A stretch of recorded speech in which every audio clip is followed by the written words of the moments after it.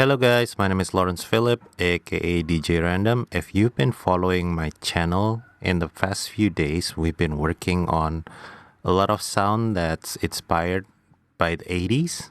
For an example, the last tutorial I did was a pad that was inspired by Netflix Stranger Things theme song. And that was definitely coming from the 80s. And then also before this, we did a polysynth pad that we found in 1975's Somebody Else. And prior to this, I actually did like an arpeggiated bass line that was inspired by Stranger Things theme song too. So this time, we're gonna try to do like a classic brass sound. I got the idea of this after I listened to a track from a band from the 80s named Toto from a song titled Africa. It's a pretty old song, so if you guys don't know this, just if you have time, just look it up. If you're wondering what this classic sound I'm talking about sounds like, it's this one. I think the sounds came from a Yamaha CS80, and we're gonna try to recreate this today using Serum. So basically, just like my other tutorial, what we're gonna focus on is actually the process of how to achieve a brass sound, what defines the character and what makes this sounds analog or vintage, and why this becomes something like a brass and not a pad, and etc, because that's what we're going to be focusing on. So it's all about the process. So we're not going to make it sounds exactly the same, because first of all, Toto, we're using a Yamaha CS80 while we're using a digital synth, so it's not going to sound exactly the same. So let's just get started. Like always, what we're going to do is we're going to go to menu and we're going to init preset. So this is what we have. Let's begin by turning on the oscillator B, and we want to detune this. So let's go with a 3 voice on both, and then we're going to make this narrower, and this should be what we have. So that's basically your basic detune saw wave. So the next thing we're going to do is we're going to do the amp envelope first. So let's go with something like this. So what we're trying to make is something that is usually described as a brass sound.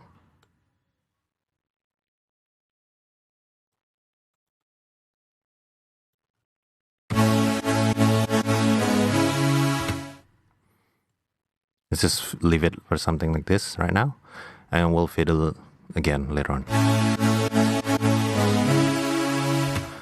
And then the next thing we want to do is we want to create some kind of filter envelope.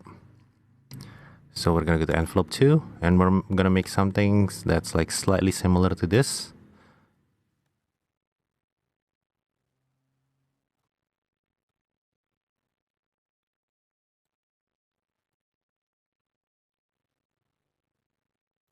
And then we want to assign this to the filter. So we're going to stick with this Moog low 12, and then we're going to assign both oscillator. So we're going to turn on oscillator A and B, and then we're going to assign this to here. And then let's listen to what we have.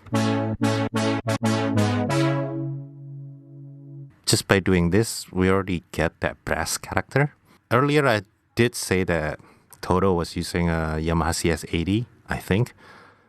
And that's an analog synth. So we're going to try to recreate the analog feel.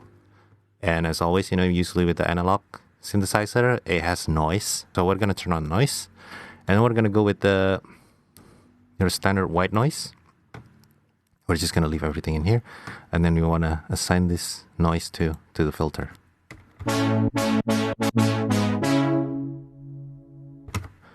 If you don't hear it, we can turn it up a little bit. And then the next thing is with analog synth, pitch of the oscillator is not locked in tune all the time at 100% of the time. When we're talking about analog synth, it's all about controlling voltage, and voltage, they're kind of like fluctuating a little bit. So that's why the pitch is going to be like slightly fluctuating too. So we're going to try to recreate that by modulating the pitch using an LFO. So we're going to set the LFO 1. And let's switch off this BPM. And we're going to go with a fairly slow one. So I'm going to leave it like around here. And then what we want to do is we want to assign this to the fine tuning. And then we want to go here and we make it really, really tiny. So it's like under 10 cent thing. So like I'll leave it around 9 for now. And then we want to do the same with the fine tuning on the oscillator B. So we're going to do the same right here. And then once again, we're going to go make it really, really tiny. Around here. It doesn't really matter. It doesn't have to be exactly the same. And then another important thing is we want to turn the mode off because we want this to just kind of like randomly playing, you know. It's not like every time we press a key and then it restarts. So we're going to leave this on off. So this is what we should have right now. And you're probably wondering, well, what's the difference? I can't really tell. Well, that's the whole idea, you know. This pitch drift should be really subtle because when you hear it, then that means you've gone too much. You're not supposed to make it like this, you know. See, when you start hearing it like that, that's just too much. So we want to be like really, really subtle. Around here is still fine. Yeah. So once we get this, what we want to do next is we want to go to the FX section. And then we want to add some chorus. And then what we want to do is we just want to reduce the depth a little bit and reduce the mix. So basically by adding this chorus, you make it sounds a little bit wider.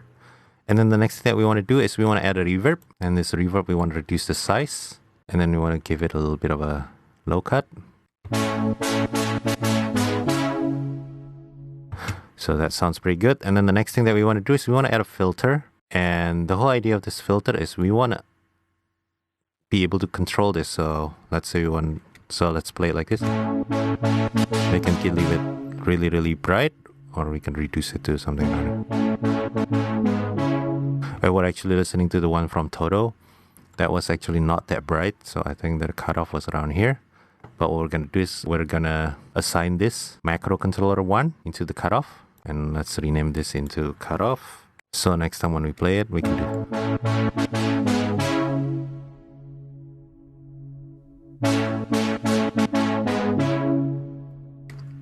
And then the next thing, what I want to do is maybe I want to give it a little bit of a drive in here. And a little bit of fatness.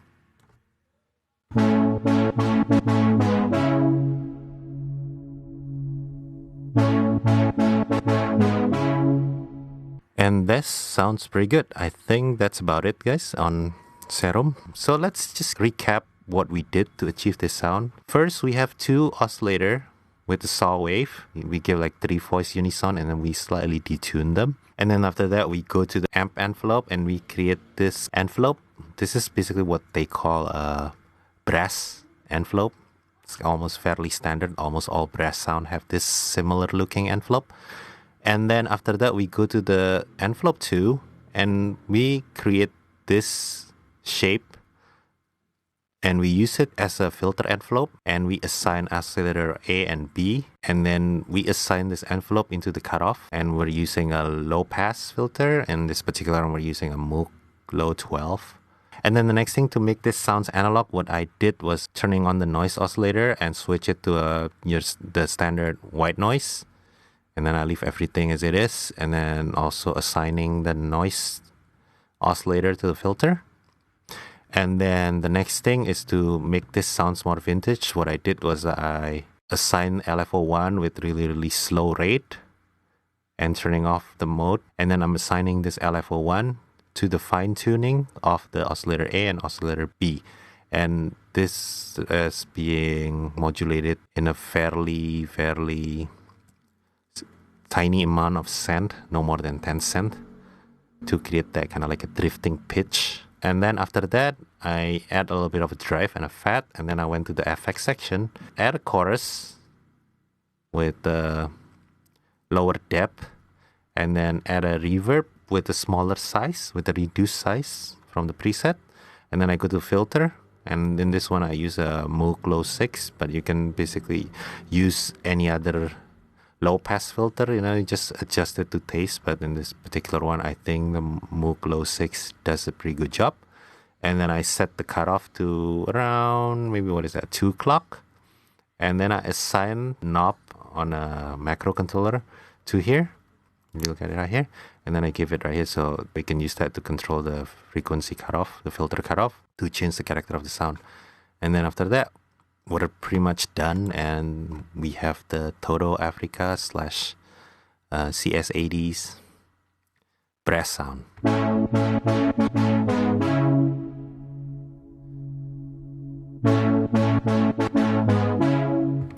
We can use this in a lot of tunes. Of course, we can make a cover song of Toto Africa, or we can use this in Synthwave, or 80s is really back in vogue now. There are a lot of sound from the 80s that's like being revived and considered cool again. So we can use this in a lot of modern pop music production and also dance music too.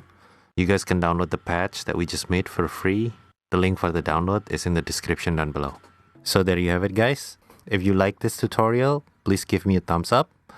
For more update and more tutorial, please subscribe to my channel. Thank you for tuning in, and I'll see you on the next one.